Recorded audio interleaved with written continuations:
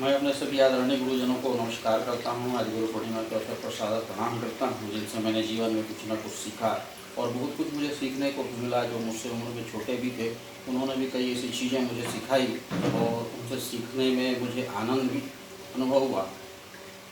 वास्तव में गुरु की महिमा जितनी बोली जाए उतनी कम है, क्योंकि गुरु वो महान शख्सियत होता है जो हमें शून्य से लेकर के एक सूर्य की जितना तेजवान बनाता है। और गुरु की महिमा को शब्दों में व्यक्त नहीं किया जा सकता या बोल करके व्यक्त नहीं किया जा सकता, क्योंकि धरती पर भगवान ने भी गुरु के महत्व को बताने के लिए ये लीला रची कि स्वयं भगवान श्री रामचंद्र जी जो थे वो गुरु वशिष्ठ जी के पास शिक्षा ग्रहण करने गए, और भगवान कृष्ण जो थे वो स्वयं सांदीपनी जी के आश्रम में रह करके उन्होंने शिक्षा ग्रहण की।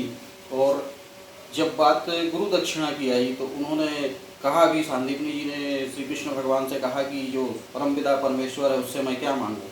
तो कृष्ण भगवान ने उनसे कहा भी था कि धरती पर जो भी हो, चाहे मनुष्य हो चाहे देवता हो, जब आएगा गुरु से शिक्षा ग्रहण करेगा तो उसे कुछ ना कुछ दक्षिणा तो देनी ही होगी। इसलिए सदैव हमें ये ध्यान रखना चाहिए कि हमारे जो भी गुरु हैं उनसे जब भी हमारा संपर्क होता है, हम उनसे मिलने जाते हैं, तो एक छोटा सा भेंट कुछ ना कुछ उनके पास लेकर के जाएं, क्योंकि गुरु को कुछ दिया नहीं जा सकता, क्योंकि उनके पास ज्ञान का अथाह भंडार होता है। और प्रमाण देखिए, आप इतिहास में देखिए, ग्रंथों में देखिए, जिसे गुरु त्याग देता है उसका फिर कहीं पर कोई स्थान भी नहीं रहता है। जैसे परशुराम जी कर्ण की अज्ञानता को जानते हुए कर्ण को श्राप दिया और उसे त्याग दिया, जिसका परिणाम भयंकर हुआ जब वो अपने जीवन का सबसे महत्वपूर्ण युद्ध लड़ रहा था। उस समय उसके सारी विद्याएं जो है वो निष्फल हो गई। तो मित्रों, हमें ये चीज़ तो हमेशा ध्यान रखना है कि हमारे चाहे जो भी गुरु हैं, हम उनके शरण में जाएं, आज के दिन उनका आशीर्वाद लें। उनका आशीर्वाद हमेशा हमारे जीवन में काम आएगा, हमें अपने जीवन पे सतत प्रगति की ओर बढ़ाएगा।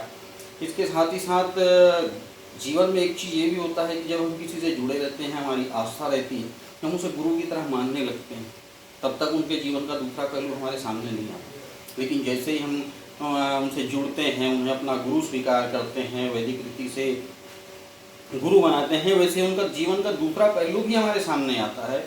और वो पहलू कुछ ऐसा होता है कि हमारे मन की आस्था जो है धीरे धीरे गुरु के प्रति कम होने लगती है। लेकिन मैं आपसे यही कहूँगा कि कभी भी अगर इस प्रकार के पहलू आ जाते हैं हमारे सामने, तो अपनी आस्था को मत कीजिए। वो हमारे जीवन का सबसे बड़ा परीक्षा का क्षण होता है, सबसे बड़ी परीक्षा की घड़ी होती है कि क्या हम अपने गुरु के बारे में ऐसा कुछ जान करके उससे दूर होने लगते हैं। और जितना हम अपने गुरु से दूर होते हैं, उतना ही हमें हमारे ज्ञान में कमी आने लगती है। जो चीज़ हम सीखना चाहते हैं वो सीख नहीं पाते। तो मित्रों, ये चीज़ ध्यान रखिए कि गुरु का स्थान सर्वोच्च है, गुरु सर्वव्यापी है। धरती पर भगवान के बाद में अगर कोई है तो वो है गुरु, जो इस संसार के बारे में बताता है, आपको जीवन के हर पहलू के बारे में बताता है, आपके लिए मार्ग प्रशस्त करता है। इसलिए आज मेरे जीवन में जो भी इन्होंने भी मुझे कुछ भी ज्ञान दिया, छोटा सा भी ज्ञान दिया, ऐसे मेरे आदरणीय समस्त गुरुजनों को आज गुरु पूर्णिमा के अवसर पर मैं सादर नमन करता हूँ, प्रणाम करता हूँ। क्योंकि भगवान राम भी जो हैं, उन्होंने भी रावण का अंत तो जरूर किया, लेकिन अंतिम में ज्ञान लेने के लिए रावण के पास भी गए थे। और रावण ने जब भगवान श्री राम से पूछा था कि आप मेरे पास क्यों आए हो, मैं ऐसा क्या ज्ञान दे सकता हूँ, तो उनके चरणों के पास बैठ करके भगवान राम ने ये भी कहा था कि गुरु के चरणों में बैठकर ही ज्ञान मिलता है। और आप बहुत बड़े परम तपस्वी हो, परम ज्ञानी हो, और आज मैं महापंडित, महाज्ञानी, परम तपस्वी रावण के पास जीवन की सबसे अमूल्य शिक्षा लेने आया हूँ। तो आप सभी अपने अपने गुरुजनों से आशीर्वाद लीजिए और उनसे और कुछ नई रोचक जानकारी लीजिए, उनसे ज्ञान अर्जन कीजिए, क्योंकि मृत्यु तक ज्ञान कभी भी पूर्ण नहीं होता।